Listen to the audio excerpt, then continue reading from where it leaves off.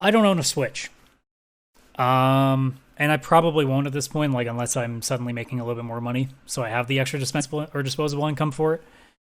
But I've really had an issue with how a lot of Nintendo fans will try to defend a lot of stuff, and specifically, there's one thing that's happened recently that I feel like needs to be talked about, needs to be called out for what it is, and that's the Super Mario 3D All Stars collection that they are putting out for only 6 months. Now, there are a bunch of things that I want to say about it. If it was just the physical copies were being printed for 6 months, but you can still get it digital, then I have no problems. If it's just a physical thing and they want to just make it available digitally, whatever, no big deal. But because they're actually taking it off the store in 6 months, or what I think is going to happen, which is they're going to sell each game individually, and they're going to charge you 30 for it, or even 40. Because Nintendo is one of those companies that doesn't understand that a game that is 20 years old should not be priced that high. But, it is what it is with them. But it really has bugged me that for so long, I've watched Nintendo make a bunch of mistakes, a bunch of really, really, really stupid mistakes, or really like anti-consumer ideas, and people won't defend that. Or sorry, people will defend that. And then the second that Sony and Microsoft do anything, all of a sudden, oh, it's fair game. Like, we can bitch about them as much as we want. I'm a Sony guy, and I still bitch about Sony when they do stuff, I'm really unhappy, and we'll get to that probably at the end of this when I talk about how the new generation of consoles are being handled. But Nintendo specifically, I find there is no audience that is more defensive when you challenge what their company does than Nintendo. And this is just my opinion. I might even be wrong, but this is how I see it. And I don't understand how anybody can defend a company putting a huge nostalgia product on their game, especially one that is so loved by, obviously people that really, really, really loved those three games specifically. Obviously, Super Mario 64, Super Mario Sunshine, and Super Mario Galaxy. A lot of people are already really upset too that Super Mario Galaxy 2 isn't included in that, but I mean, it's three games, and it's three really good games from three different eras, which is a great package. Really great package. And the idea that there are people that think that it's okay for a company to say, hey, 6 months from now, you can't have this, period. This package is gone. Dunzo. Never happening. Kind of like what Disney does when they take stuff out of the vault. Like Little Mermaid comes out, in physical copies for a few months, and then they take it away again. It's that kind of stuff. Although I don't know if Nintendo will bring that package back. I'm led to believe, like I said, that they're going to make it so that every game is solo. That every game is going to be $30, $40 if you want to buy it. I really, really doubt that they're going to just split it into $20 games. Because if they did that, I wouldn't be nearly as opposed to that either. But I have a really bad feeling that they won't, because Nintendo is very notorious for overpricing their games or never putting good sale prices on their games. Breath of the Wild is still $70. The most I ever see for that game to go on a sale price is like 25% off. Whereas a game like Spider-Man Game of the Year Edition, you can get for like $20 sometimes, which is not just the game, which is all the DLC. Breath of the Wild, you still have to pay like at least $50, $60 for just to play it. And that game's older than Spider-Man. It's pretty ridiculous.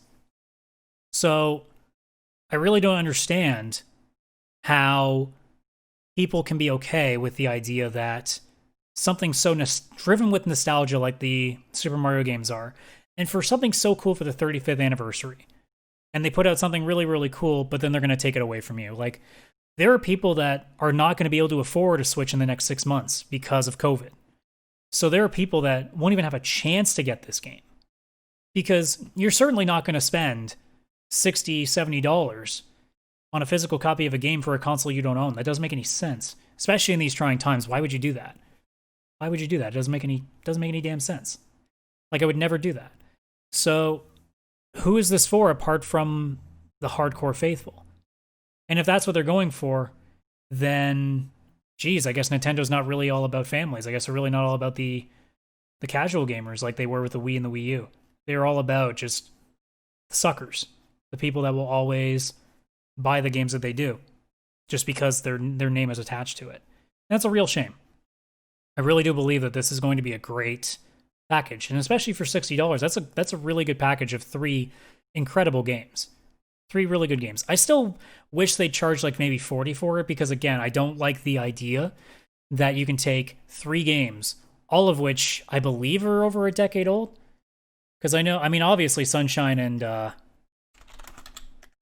Super Mario 64, but how old is Super Mario Galaxy? Galaxy was 2007, yeah, so it's 13 years old. So Galaxy is 13 years old as the oldest game in that package. And you're telling me that's between the 3 of them, it's $60? Especially when most people can emulate at least the first 2?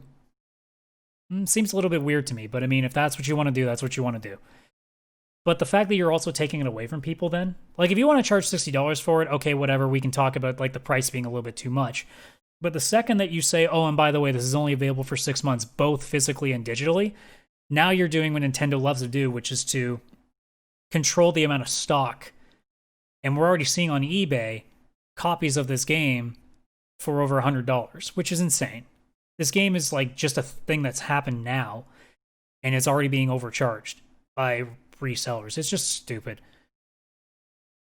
Nintendo knows what they're doing, by the way, because they know that they figure that if they keep doing this, that if they reduce the stock, because Switches, it's always a big deal. Like I follow a Twitter account called Game Deals Canada because I'm Canadian. I need to know my information for me. And every time Switches go back in stock on Amazon, that Twitter account will just announce that they're back in stock. They won't say it's a sale. Like there's no sale. They're just back in stock. How old is this console now? I think the console itself is what, 3 years old? Switch. Of course, it just gives me come on now. Nintendo Switch. There we go. Get the wiki page. Yeah, 2017. So it's over 3 years old now. So it's what, like 3.5? So this console's 3.5 years old, and it's still not a constant fixture in stores. They're regulating the stock because they want to make sure that there's always that, oh my god, we gotta buy it because it's in such a limited quantity. That's stupid. Why not just make all your like as many consoles as you can and just keep selling them? Because clearly people are buying them if you're always running out of stock. It's the same thing with, you know, the next gen consoles. Like Sony said ahead of time, hey, this is how much our production run's going to be. So at least people know, like, there's a lot, and it's going to be almost 10 million copies of the console. That's quite a few. It's definitely a lot for a first run. But I guarantee you that once they get really back into the swing of things, you're going to be seeing them on the shelves all the time. They might run out of stock like around the holidays, but as soon as we get to like February, March, you're going to see them on the shelves all the time. It's going to be pretty rare to see them out of stock. Whereas in any store, any website, any distributor really, or any wholesaler, you're always seeing Switches out of stock. Especially the colored ones, I find. The blue and red ones are always out of stock. And that's the one that I'd want, because a plain gray one just looks kind of boring, doesn't it? But that's really frustrating that, you know, they can't help themselves. They do this really cool nostalgic trip, and they still gate you from it. They still say, hey, if you don't get this in 6 months, none for you.